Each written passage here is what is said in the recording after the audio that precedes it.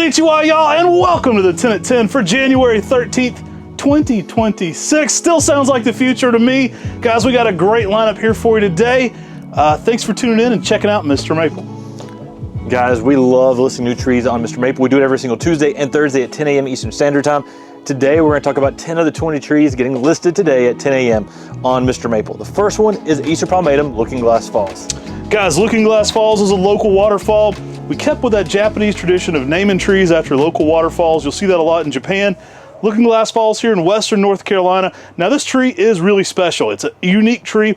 Has a bit of a purple border to it in the early spring. Has that Ryusei style shape to it. Gets about as big as you stake it. So you can always take a central leader, stake that up, let it cascade down from there.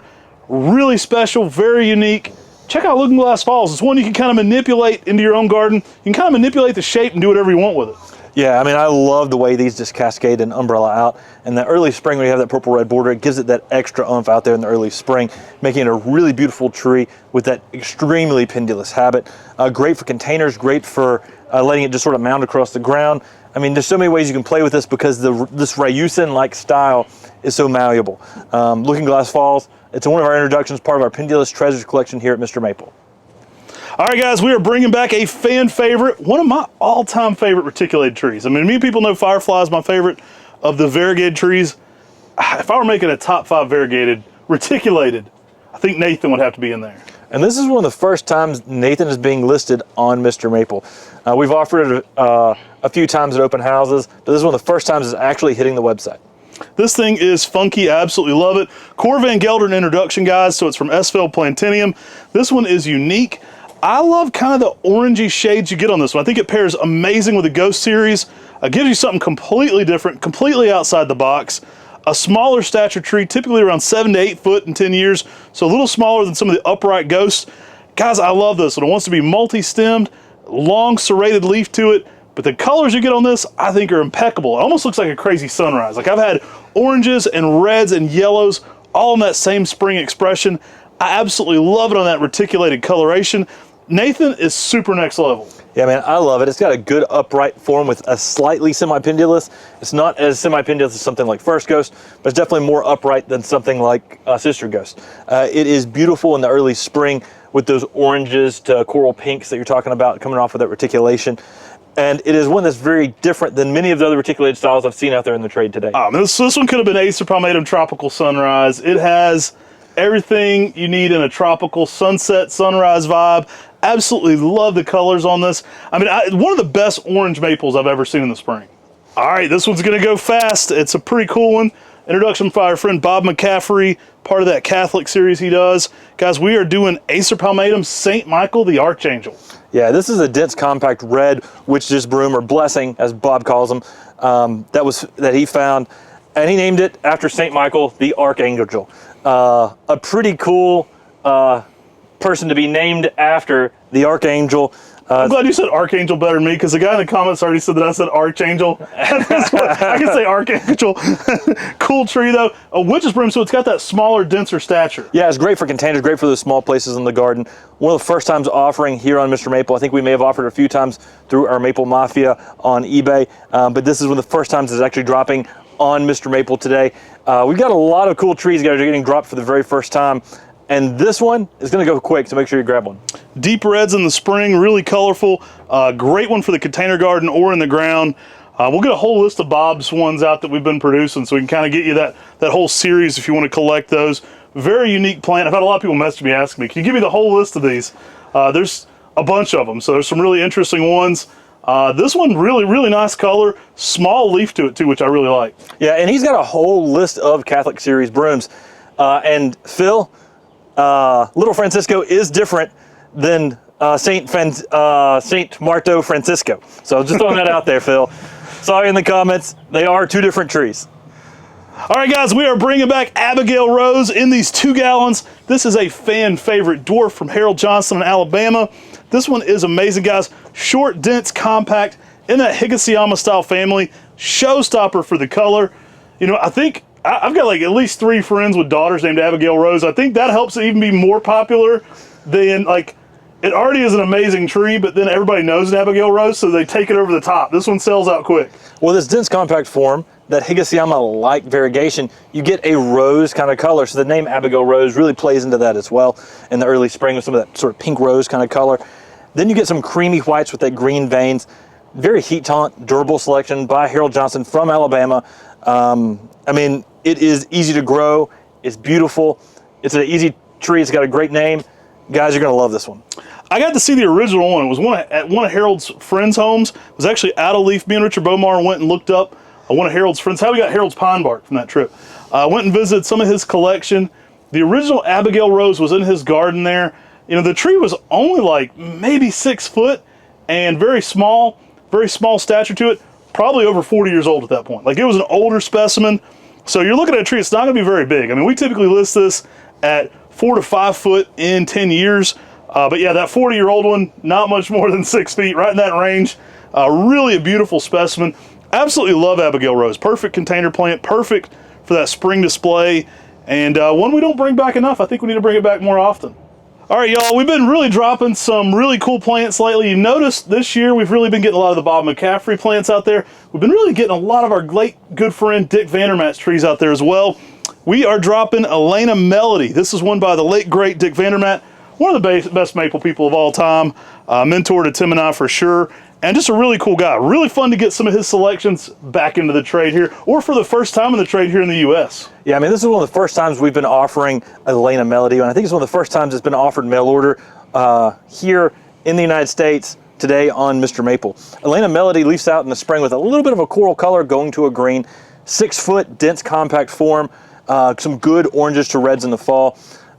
He's the same guy who brought us Mila. He's the same guy who brought us Phoenix. I mean, Hinotori Nishiki. He introduced some amazing plants out there in the trade.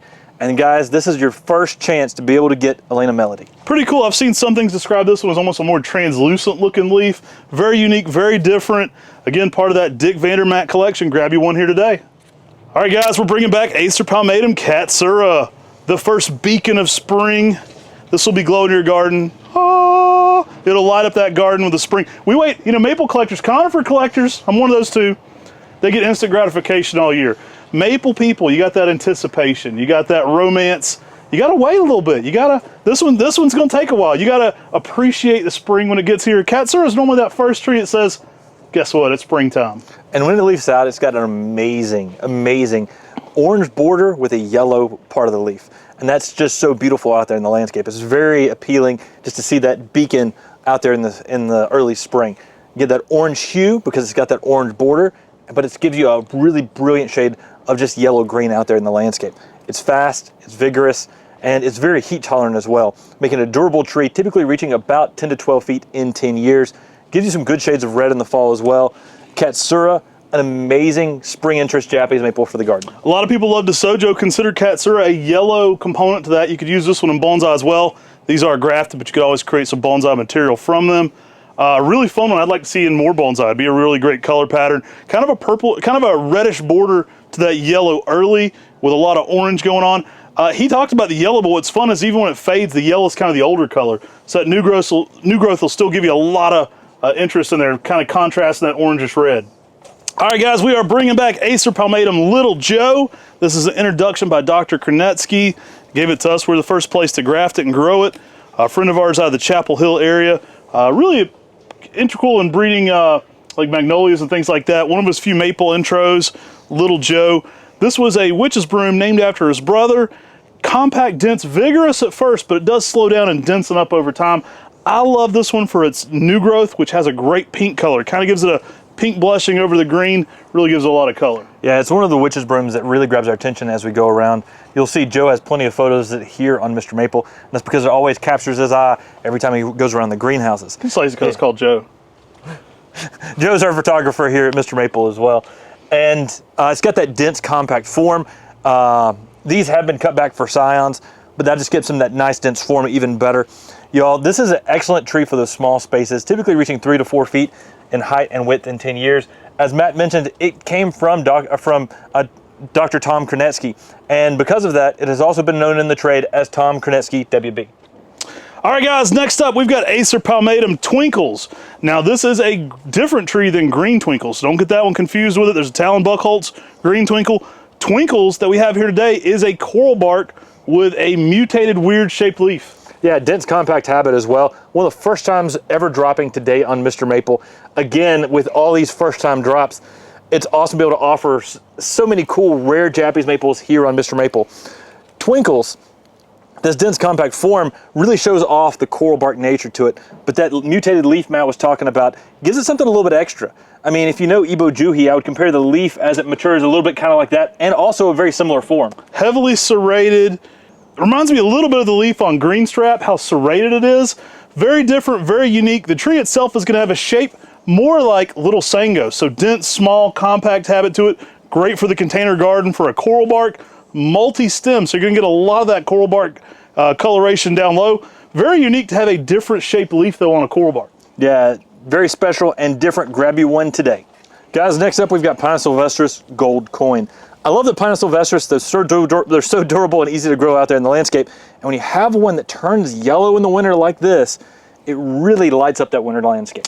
This is a fun Scots pine that really shows out, guys. I love it. One of my favorite yellows. I absolutely adore this one. Now, it will be green in the spring and summer, so don't let that fool you. You'll get a little needle drop in the fall and some in the spring. The winter color on this is really where it shows out. You get some amazing shades of yellow, very durable, easy to grow. Make sure this one has good drainage, but it's an easy plant to grow, and it really lights up that winter garden. It's one of those trees that glows all winter long. All right, y'all, last but not least, we've got some Chirimen. These things are looking amazing. They darn near went viral on social media. I did some shorts on these. Everybody loved them.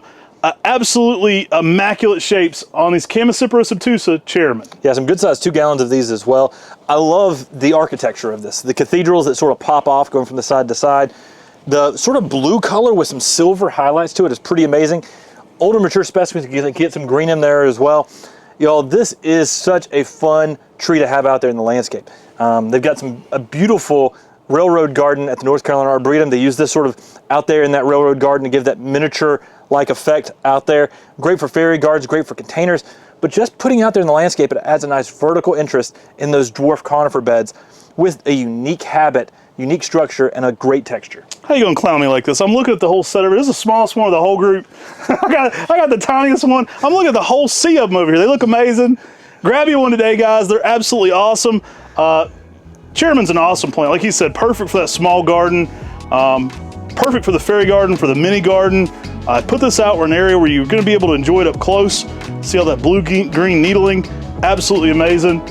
Guys, this is just 10 of the 20. We're gonna have another 10 hidden in that secret email. So guys, you're gonna have to go sign up for our weekly email on Mr. Maple. We send them out on Tuesdays and Thursdays. You'll be able to see the other 10 trees dropping today at 10 a.m. Take care. God bless. And have a great day.